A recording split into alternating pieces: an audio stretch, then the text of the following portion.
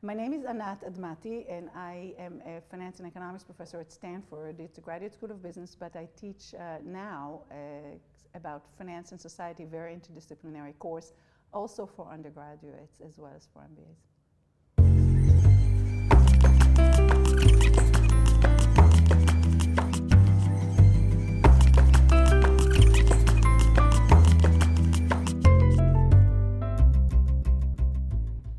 So there was a big financial crisis and everybody wanted to tell a story about it. Everybody was quick to diagnose it. And the key thing about the spin that they liked especially was that it didn't paint themselves in too bad a light.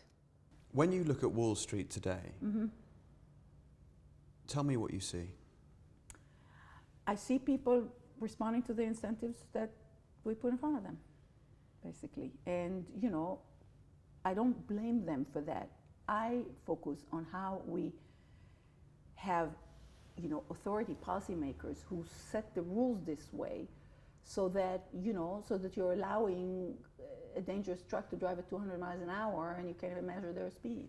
And then, you know, you're kind of living in hope that, you know, meanwhile, it's inefficient every day about the loans they do make and the loans they don't make. You know, business lending is kind of boring. High risk stuff is exciting, and there's a lot of juicing up of returns on the upside, which works great for them. And the downside is, you know, for other people to worry about. Because they got the policymakers and the central bankers to kind of be there for them. So they basically have friends in good places, you know, who help them out when they need. And then, you know, the rest of the economy is somehow told that this is the way it's supposed to be. But and then when stuff happens, it was just like a natural disaster. But 2008, that was the public's fault, wasn't it? Well, the public... If you're to believe the spin. The spin, is, yes. So the public borrowed too much, but then who lent to, you know, people who couldn't pay? It was some mortgage company that paid people who with no income and you know, drove a big housing bubble that people then borrowed on the assumption that the house will always go up, and then were stuck, unable to even settle that debt, even if they're underwater, and then being forced out of their house in foreclosure with bad documentation, and, you know, you name it, you know, there's harm all over the place, and people are suffering, and there's always, you know, some law that protects, you know, the lenders, and that, you know, they can defraud people and, you know, do all these awful things and get away with it, basically. And so, you know, somehow there's not the legal mechanism to, or it's legal. But that is the point, isn't it? An awful lot of it is legal. It is legal. That's the problem. The problem is with the rules, and the problem is with the enforcement of any kind of rules, and with the ability to enforce, to take somebody to court. And, you know, you can't take to court, you know, the bad regulators. You know, are you taking them to court? I mean, you know, where is their accountability? That, you know, they're like, oh, oops, you know what, it didn't work out, give me more authority, next time I'll do better, you know. And then they don't. Often when we talk about this, a lot of people say to us, you know, but someone else is looking after this. And the reaction to that is always, I'm sorry, no one else is looking after this. Literally nobody else. And actually, it's over to you. Let me give you another example. You think, oh, you know, we have auditors, for example. Auditors are watchdogs. They're supposed to sign the statements of, you know, financial health and all of that, all the papers. Well, where were the auditors when, you know, all these banks needed support or were going to fail? Did they sign any warnings? Did they say there's going to be some kind of a solvency problem, some liquidity problems? You know, did they warn about Lehman Brothers or anything? They sign whatever, and then, you know, they say, well, you know, they didn't give us the information, or it's not our job to detect fraud, or, you know, so financial statements being signed doesn't tell you that much. And the accounting rules, who sets those, and are they really giving you, are they manipulable potentially? You know, especially for a firm that wants to kind of, you know, hide its losses. That's when you have the most incentives to, you know, cover up losses and present the picture as rosier than it is, which is why, you know, market values are lower than, you know, reported values for these firms, because they're not recognizing their losses. So then you're going to have, we're going to have stress tests and asset quality reviews and all these things, and well, you know, One of the things that the finance industry has done brilliantly is capture language. Yes. But what's your view on how they've used language to their own ends? Many ways the language is sort of twisted on you. Take just the word credit. Credit is a positive word in general. Credit is sort of something about trust. I give you credit for something. That means, I kind of, it's a positive thing to do, to give credit, okay? But, and so we have this instinct that, credit is good. Credit is good. If they threaten that credit will be harmed, then we can't, we got to step back, God forbid.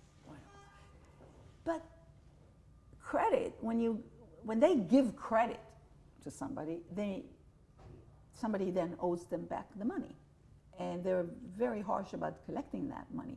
So they can dangle a loan in front of you. And to give you credit means to make you indebted. Now, it could be for a good reason, but there could be too much of this credit thing, which, in other words, credit equals debt. Debt is a negative word. So they're not saying, I'm going to make you indebted. They're saying, I'm going to give you credit. Don't you love it? Don't you love a credit card? But then people in the US live on credit card debt that they can't ever pay. And so for the banker, it's okay. They charge 20% interest or something. 29%. It's huge, okay? So, and then they get people into that. And, too bad for Greece that it's a risky borrower and they'll charge. So what you're getting at is that it's not, the language is used not just to indetter the individual, but when you blow it up, it's to whole countries. So when their investment is the other people's debt, right? That's part of their investment, by the way. When they say credit will suffer, they do a whole lot of other things than give credit, than lend. When Jamie Dimon's JP Morgan Chase invested in a London whale right here in London, that money was excess deposits. In other words, money that depositors gave them that they were not lending. Instead, they wanted to play in derivatives with that money, because the amount of loans that JP Morgan Chase calls loans on their books is a fraction, not a full fraction, of their deposits. And then they have another $1 trillion plus of other debts. So they do a whole lot of things. Some of them are not even financial. In other words, this is an enormous conglomerate or a hedge fund that does a little bit of banking on this side.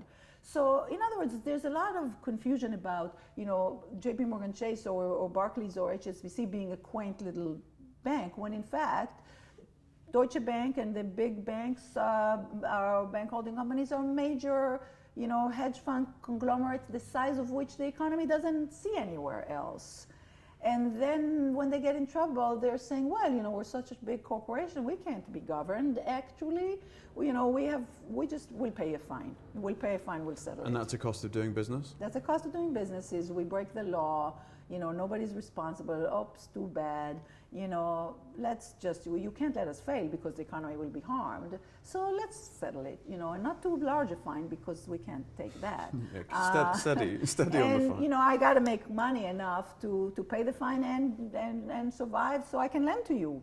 And I can lend to you government, and I can lend to you, and business lending, that's kind of too much work and too low scale. Yeah. So the amount of business lending that most of these banks do is minuscule, small. But lots of other stuff gets done. So that's a lot of the language. And then, of course, there is the word capital. Now, you read a book called Capital in the 21st Century by Piketty, and the word is used everywhere in economics to mean different things. In banking, they have a unique way of using that word.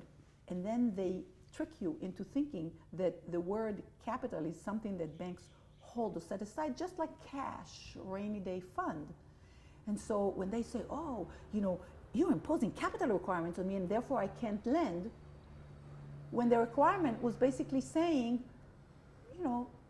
retain earnings, issue equity and invest. So here you just paid dividend to your shareholders. You could have lent that money and Could they not use profits? They use profits and that would be capital. Their retained earnings is capital. But there's plenty of profits. Well, they choose to pay it out and borrow and then scream that they can't lend. Because we told them to not, use 100% debt to make their loans, but to have a little bit of absorbency ability when they lose, to have just a little bit, just a few percentages, which nobody lives like that. I mean, with no regulation, no company becomes so indebted as the banks. But then they use the word capital to confuse people about what is even the regulation about. And then they spin it that terrible things will happen if you impose that kind of regulation, which only brings them just a little bit closer to the absolute minimum that they would impose on other people when they lend. As borrowers, life is good. People give the money easily, including all of us as deposits.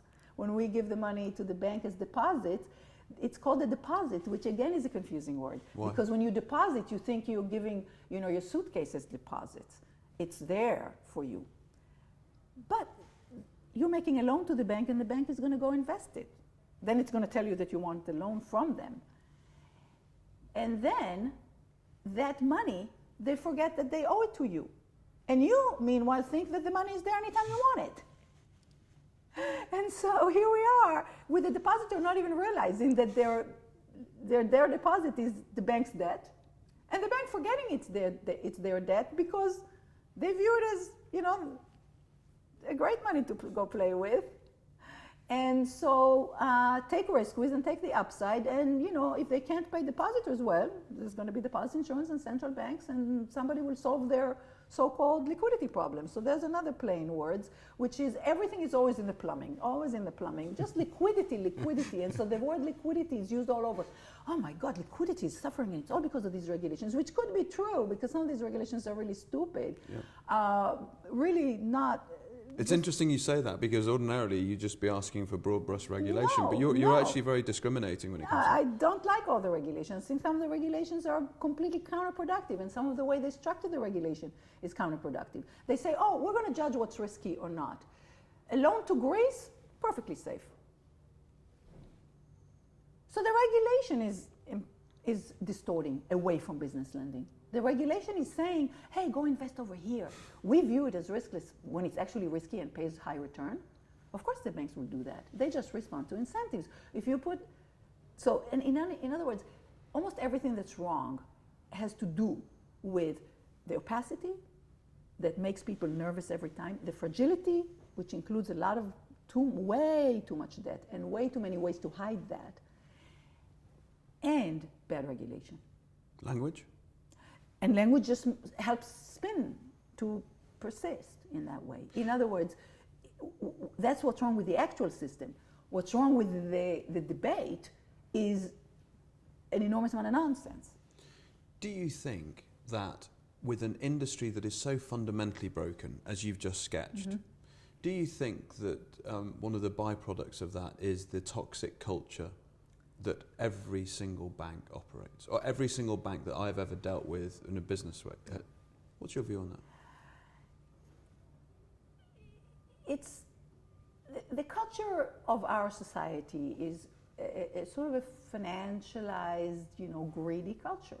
We got told that, we love money, we love things, we consume things. We want to borrow to consume, and we want to borrow to invest, all of that. So we got put into this, highly financialized society where, credit equals debt is somehow the engine of growth, sometimes superficial growth.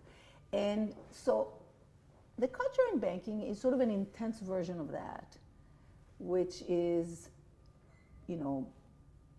very forceful, arrogant, risk-taking, and the sort of reinforcement of that by, I took risk and it worked for me, therefore I must be smart, and risk is good, In other words, it's a sociological thing where people sort of get in that mindset.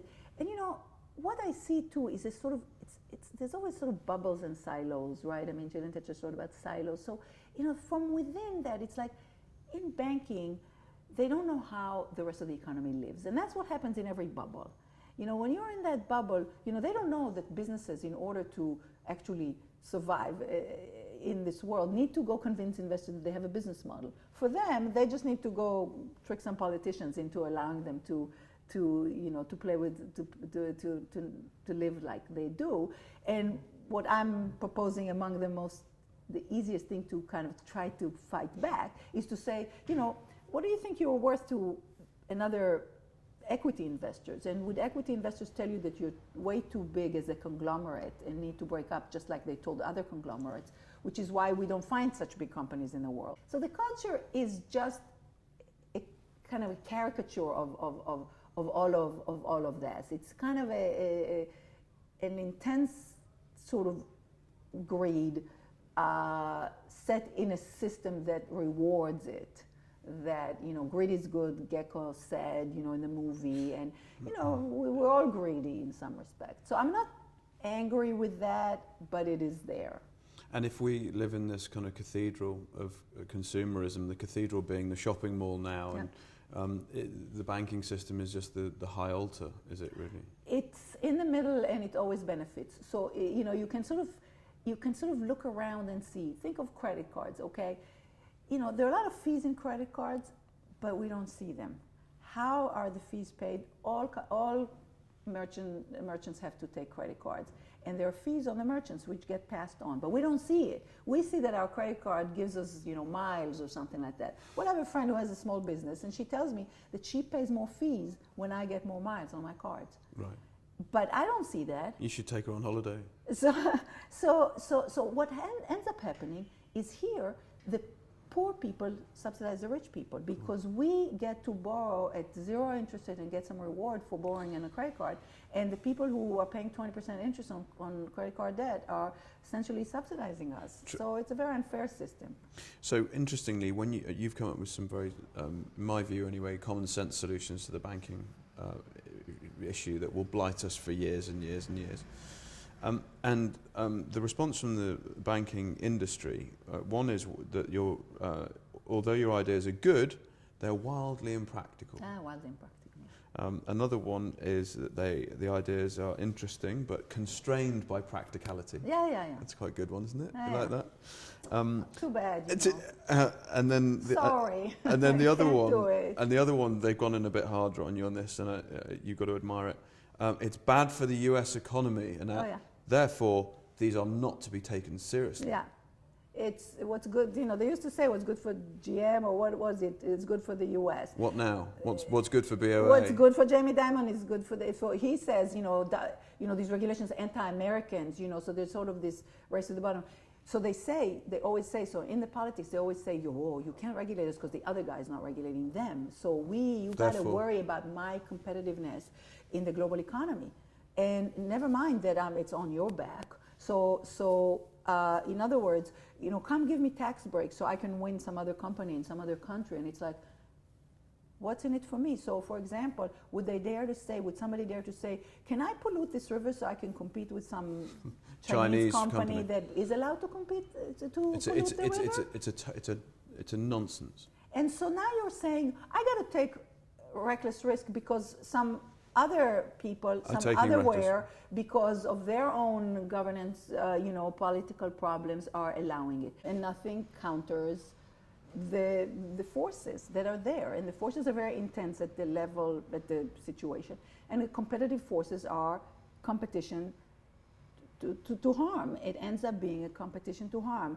And the notion that within the system is sort of enough incentives for sort of a stable and healthy system is just wrong. It just doesn't describe the system that we have. It's entirely flawed. So as a result, you can keep believing things, but then you refuse to see the economics, any evidence against it. So that's what you end up with. So the story of the Emperor's New Clothes is perfectly appropriate, isn't it, for you? It's perfect. Just walk us through it and the book title and and it starts with the system. So everybody's swimming naked, and the child points it out. So the story of the Emperor's New Clothes is just a great tale, and it just fits perfectly here. I mean, I sometimes talk about the rabbit hole of banking because when I started looking into banking, I just thought something is curious there and curious that something's wrong, and what. Am I crazy or what is going on? Because why am I hearing so much nonsense? So The Emperor's New Clothes is a story about tricking people and intimidating people, basically. saying that, here are beautiful clothes, but only if you're competent and smart, you can see them. And if you admit to not seeing them, then you might be stupid. And then you start doubting yourself.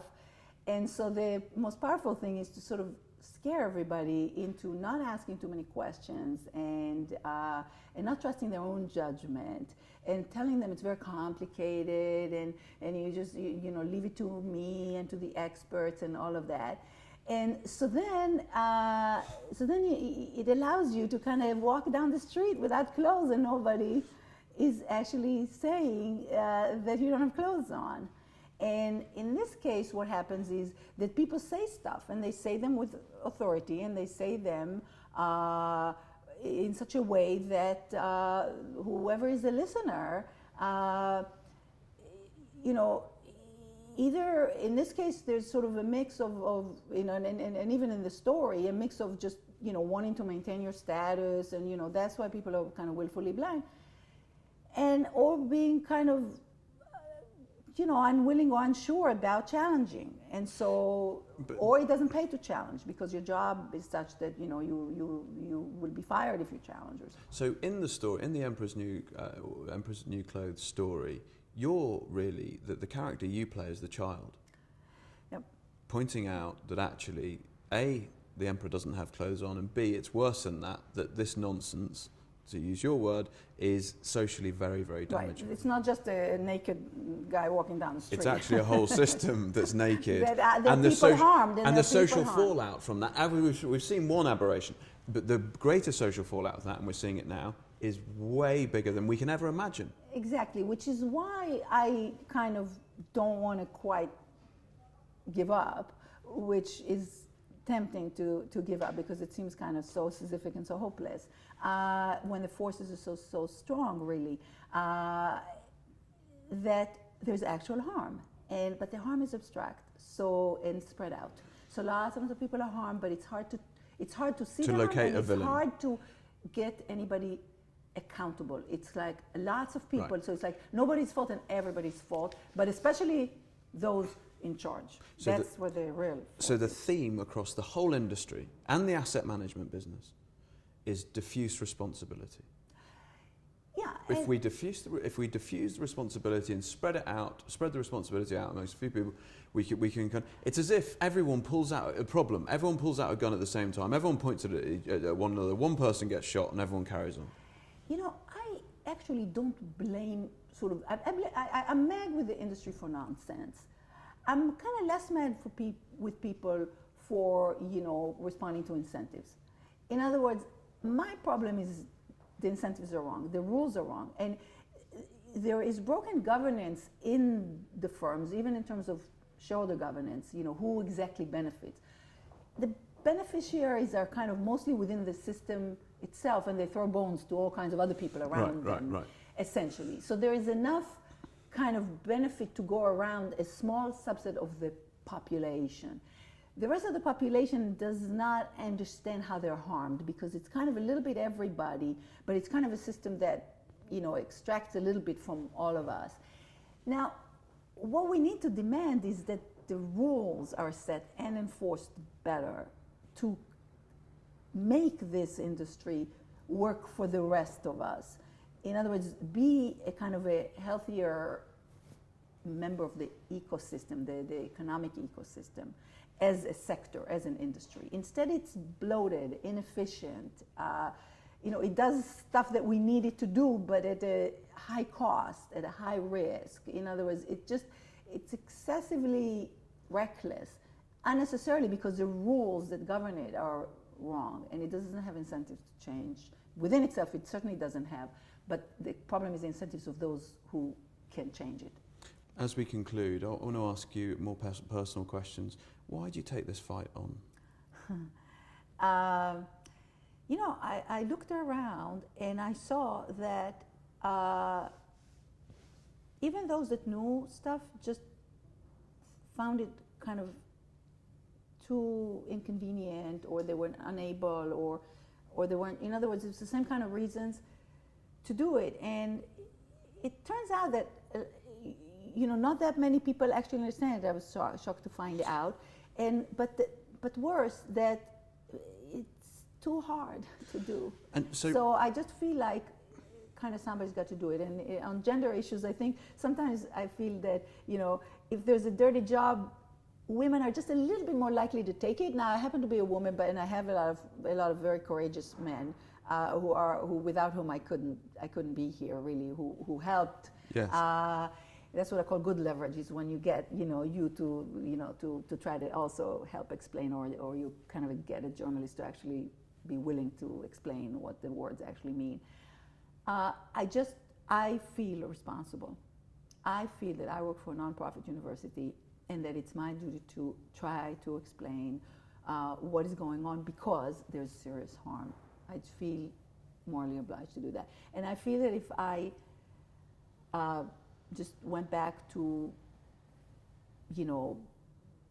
I'm tenured, I don't have to do any specific thing. I can choose my activity. It's not that much fun to, battle it out like that. I would not feel good about it. Let me ask you just one other personal question on this. So what about your upbringing, or were you brought up in a household where the social justice was prevalent, or talking about these things at dinner? Where does it all come from? I did grow up in a family where my grandmother, who was essentially escaped from the Holocaust, was some person just by type that she kind of suffered the world's angst on her shoulders. So she felt somehow everybody's pain, every war and every, suffering of the world. And so I'm kind of misplaced in sort of being the practicing finance, for example. I just don't want to do it personally myself. And so I happen to be in this field because of a mentor but before I got involved in the developed financial world, I actually decided to be interested in microfinance, because I thought, how can finance do good? And then I realized that first you have to fix the bad that finance can do. So, then we get. But in any case, I have a non-profit kind of thing, I guess, in my personal preference. Last two questions, very quickly. How does banking renew its social contract? I think we have to demand that it does, basically, with the rest of us, honestly, and kind of stand it in front of a mirror and say, what is it that you're doing, and how is it working, and for whom is it working? And call to task the politicians who themselves have a symbiotic relations with the banks and the regulators, who are potentially, some of them, trying to do their job, and maybe reward them better and rethink our policing of this. And sort of open it up for discussion. So that's the only way to do it, or we're going to face it after the next crisis. That's my fear. Regardless of all this and all you've said, you still seem optimistic. Well, I'm talking to you, so I think that people are intuitively thinking something is wrong, and so there's hope in educating people, and there's, for example, in the US, there's a little bit more talk about this, a little bit, than there was in last election. In the last election between Obama and Mitt Romney, there was no mention of financial reform at all. Even though Sheila Bair, who was an outspoken regulator, wrote a book about it and was screaming that we didn't fix it, nobody talked about it, because capture is bipartisan in the US. And so is the opportunity, because the libertarians are realizing it's crony capitalism. The liberals love to credit too much, so they want to give implicit guarantees that are subsidies not on budget. So you got sort of the capture and the opportunity on both sides, or the kind of flawed thinking on both sides. One hates regulation instinctively, one loves to give money to certain causes implicitly. So I don't know if I'm optimistic, but I just on this, I'm trying not to think too hard, because then I will get depressed. So I'm trying to just kind of one foot in front of the other kind of thing.